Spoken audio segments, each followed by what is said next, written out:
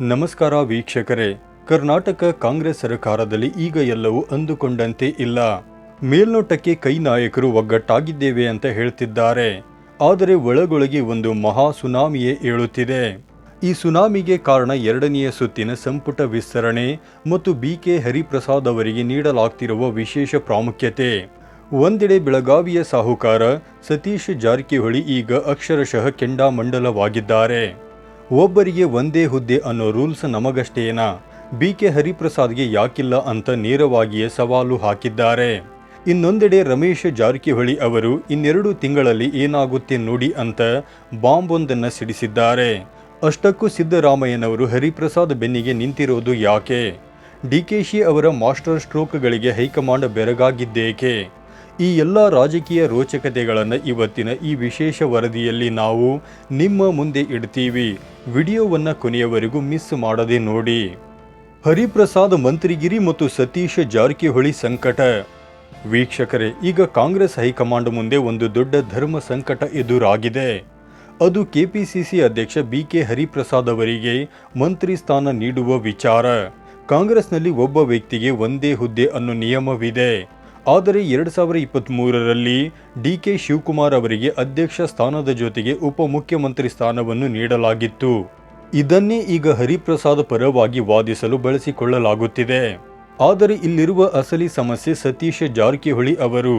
ಸಿದ್ದರಾಮಯ್ಯನವರು CM ಕುರ್ಚಿಯಿಂದ ಇಳಿಯುವಾಗ ಸತೀಶ್ ಅವರು ನನಗೆ PWD ಮಂತ್ರಿ ಸ್ಥಾನವೂ ಬೇಕು, ಜೊತೆಗೆ KPCC ಅಧ್ಯಕ್ಷ ಸ್ಥಾನವೂ ಬೇಕು ಅಂತ ಹಠ ಹಿಡಿದಿದ್ದರು.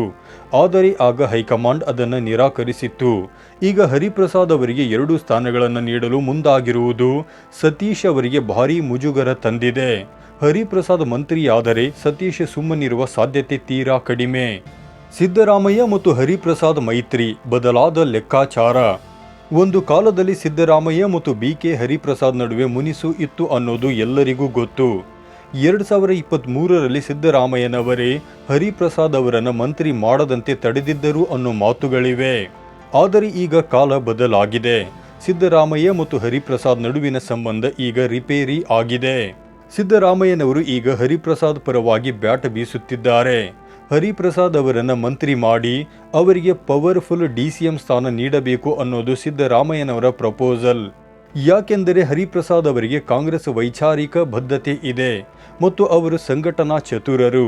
ಹರಿಪ್ರಸಾದ್ ಅವರನ್ನು DK ಶಿವಕುಮಾರ್ ಅವರಿಗೆ ಪರ್ಯಾಯ ಶಕ್ತಿಯನ್ನಾಗಿ ಬಳಸಿಕೊಳ್ಳುವುದು ಸಿದ್ದರಾಮಯ್ಯನವರ ಪ್ಲಾನ್ ಇರಬಹುದಾ ಅನ್ನೋ ಸಂಶಯ ಈಗ ಎದ್ದಿದೆ. ಒಬ್ಬರಿಗೆ ಒಂದೇ ಹುದ್ದೆ ನಿಯಮದ ಹಗ್ಗ ಜಗ್ಗಾಟ. ಕಾಂಗ್ರೆಸ್ ಹೈಕಮಾಂಡ್ ಉದಯಪುರ ಚಿಂತನ ಶಿಬಿರದಲ್ಲಿ ಒಬ್ಬ ವ್ಯಕ್ತಿಗೆ ಒಂದೇ ಹುದ್ದೆ ಅನ್ನೋ ತತ್ವವನ್ನು ಜಾರಿಗೆ ತಂದಿತ್ತು. DK ಶಿವಕುಮಾರ್ ಅವರ ಪ್ರಕರಣವು ಕೇವಲ ಲೋಕಸಭಾ ಚುನಾವಣೆ ಮುಗಿಯುವವರೆಗೆ ಮಾತ್ರ ಅನ್ವಯವಾಗುವ ಅಪರೂಪದ ಪರಿಸ್ಥಿತಿ ಅಂತ ಹೇಳಲಾಗಿತ್ತು.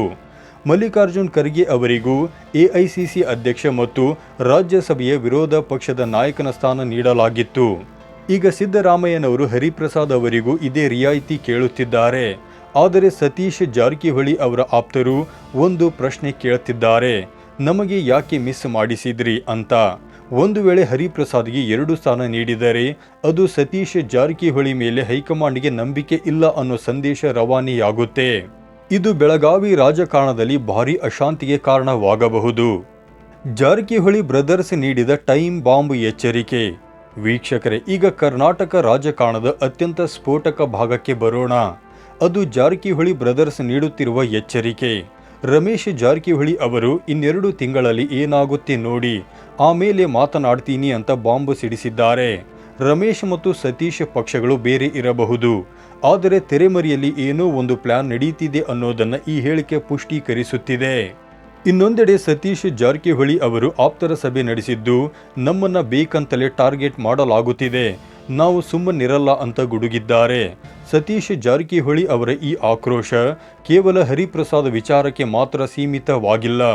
ಅದು ಮಂತ್ರಿ ಸ್ಥಾನದ ಅಧಿಕಾರ ಹಂಚಿಕೆಯಲ್ಲೂ ತಮಗಾಗುತ್ತಿರುವ ಅನ್ಯಾಯದ ವಿರುದ್ಧದ ಧ್ವನಿಯಾಗಿದೆ. DK ಶಿವಕುಮಾರ್ ಅವರ ಮಾಸ್ಟರ್ ಸ್ಟ್ರೋಕ್ಗಳು. ಇಷ್ಟೆಲ್ಲ ಆಂತರಿಕ ಜಗಳಗಳ ಮಧ್ಯೆಯೂ DK ಶಿವಕುಮಾರ್ ಅವರು ಹೈಕಮಾಂಡ್ ಮುಂದೆ ಒಬ್ಬ ಮ್ಯಾಜಿಷಿಯನ್ ತರ ಕಾಣಿಸುತ್ತಿದ್ದಾರೆ. ಪರಿಷತ್ ಎಲೆಕ್ಷನ್ನಲ್ಲಿ ಅವರು ಮಾಡಿದ ತಂತ್ರಗಾರಿಕೆ ಮತ್ತು ಬಿಜೆಪಿ ವಿರುದ್ಧದ SIT ತನಿಖೆಯ ನಿರ್ಧಾರಗಳು ಹೈಕಮಾಂಡ್ ಅನ್ನು ಬೆರಗಾಗಿಸಿವೆ. DKಶಿ ಹೇಳ್ತಿದ್ದಾರೆ, ಇದು ಕೇವಲ ಟ್ರೈಲರ್ ಅಷ್ಟೇ, ನನ್ನ ಬಳಿ ಇನ್ನೂ ಮಸ್ತ್ ತಂತ್ರಗಳಿವೆ ಅಂತ. ಆದರೆ ಡಿಕೆಶಿ ಅವರ ಈ ವೇಗ ಮತ್ತು ಜಾಣ ನಡೆಗಳು ಸಿದ್ದರಾಮಯ್ಯ ಬಣದ ನಾಯಕರನ್ನು ಡಿಸ್ಟರ್ಬ್ ಮಾಡಿದೆ. ಇದೇ ಕಾರಣಕ್ಕೆ ಸಿದ್ದರಾಮಯ್ಯನವರು ಹರಿಪ್ರಸಾದ್ ಅವರಂತಹ ಗಟ್ಟಿ ನಾಯಕನನ್ನು ಸಂಪುಟಕ್ಕೆ ತರುವ ಮೂಲಕ ಡಿಕೆಶಿ ಅವರ ಪವರ್ ಅನ್ನು ಬ್ಯಾಲೆನ್ಸ್ ಮಾಡಲು ಪ್ರಯತ್ನಿಸುತ್ತಿರಬಹುದು ಅನ್ನೋದು ರಾಜಕೀಯ ವಿಶ್ಲೇಷಕರ ಅಭಿಪ್ರಾಯ. ಒಟ್ಟಾರೆಯಾಗಿ ಹೇಳುವುದಾದರೆ ಕರ್ನಾಟಕ ಕಾಂಗ್ರೆಸ್ ಸರ್ಕಾರ ಈಗ ಒಂದು ಚೌಕಟ್ಟಿನಲ್ಲಿದೆ. ಸಿದ್ದರಾಮಯ್ಯನವರ ತಂತ್ರಗಾರಿಕೆ ಒಂದು ಕಡೆಯಾದರೆ ಡಿಕೆ ಶಿವಕುಮಾರ್ ಅವರ ವೇಗ ಇನ್ನೊಂದು ಕಡೆ. ಇವರಿಬ್ಬರ ನಡುವೆ ಜಾರಕಿಹೊಳಿ ಸಹೋದರರು ಮತ್ತು ಬಿಕೆ ಹರಿಪ್ರಸಾದ್ ದಾಳಗಳಾಗಿ ಬಳಸಲ್ಪಡುತ್ತಿದ್ದಾರೆ. ಹಾಗಾದರೆ ಮುಂದಿನ 2 ತಿಂಗಳಲ್ಲಿ ಸರ್ಕಾರಕ್ಕೆ ಯಾವುದೇ ಆಪತ್ತು ಎದುರಾಗುತ್ತಾ? ಹರಿಪ್ರಸಾದ್ ಮಂತ್ರಿಯಾದರೆ ಸತೀಶ್ ಬಂಡಾಯ ಹೇಳ್ತಾರಾ? ಈ ಎಲ್ಲವನ್ನ ನಾವು ಕಾದು ನೋಡಬೇಕು. ವೀಕ್ಷಕರೇ, ನಿಮಗೇನನ್ನಿಸುತ್ತೆ? ಬಿಕೆ ಹರಿಪ್ರಸಾದ್ ಅವರಿಗೆ 2 ಸ್ಥಾನ ನೀಡೋದು ಸರಿಯಾ? ನಿಮ್ಮ ಅನಿಸಿಕೆಯನ್ನು ಕಮೆಂಟ್ ಮಾಡಿ ತಿಳಿಸಿ. ಇಂತಹ ಕಂಪ್ಲೀಟ್ ರಾಜಕೀಯ ವಿಶ್ಲೇಷಣೆಗಳಿಗಾಗಿ ನಮ್ಮ ಚಾನಲನ್ನು ಸಬ್ಸ್ಕ್ರೈಬ್ ಮಾಡಿ. ಧನ್ಯವಾದಗಳು.